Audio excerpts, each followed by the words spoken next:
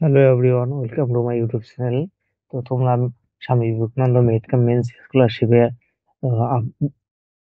Apply করার সময় যে ডকুমেন্টস আপলোড করার জন্য যে সমস্যার সম্মুখীন হচ্ছ, তো অনেকের ক্ষেত্রে তোমরা দেখতে পাচ্ছ যে ডকুমেন্ট যখন সবকিছু সাইজ মতো করার পর তোমরা আপলোড করতে পারতেছো না, বা আপলোড করার পরে সাবমিট করলে তোমাদের দেখা যাচ্ছে this page can't be reach. তো এরকম সমস্যার সম্মুখীন হচ্ছ।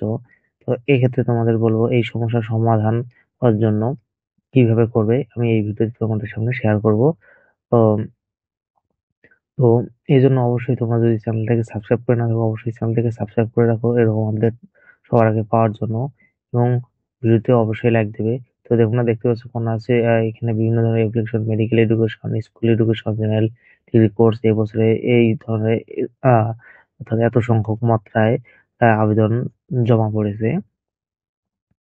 তো অনেকের ক্ষেত্রে এটা সমস্যার সম্মুখীন হতে হচ্ছে যে ডকুমেন্টস আপলোড করার পর তোমরা যখন সেভ অ্যান্ড কন্টিনিউ করতে চাও, সেক্ষেত্রে তোমাদের this phase can be reached এই ধরনের মেসেজ শো হচ্ছে।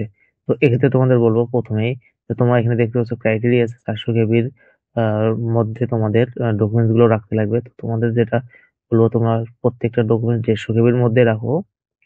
এরপরে তোমরা আপলোড করো। আপলোড করার পর তোমাদের ওইখানে সেভ কন্টিনিউ করবে, সেক্ষেত্রে তোমাদের this page can't be reach এই ধরনেরই শো করাবে। এক্ষেত্রে তোমরা সিম্পলি ব্যাক করবে, ব্যাক করার পর আবার রিলোড করবে। তো সেক্ষেত্রে তোমাদের দেখবে যে ডকুমেন্টস আপলোড সাকসেসফুলি হয়ে যাবে, এবং তার নিচে দেখতে পাবে সাবমিট অ্যাপ্লিকেশন। তো সাবমিট অ্যাপ্লিকেশনে ক্লিক করবে। সেক্ষেত্রে এ ধরনের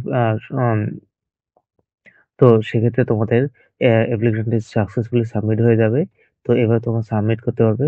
তো ভিডিওটি ভালো লাগলে অবশ্যই লাইক করবে, এবং চ্যানেলটিকে সাবস্ক্রাইব করে না থাকলে অবশ্যই চ্যানেলটিকে সাবস্ক্রাইব করে নেবে।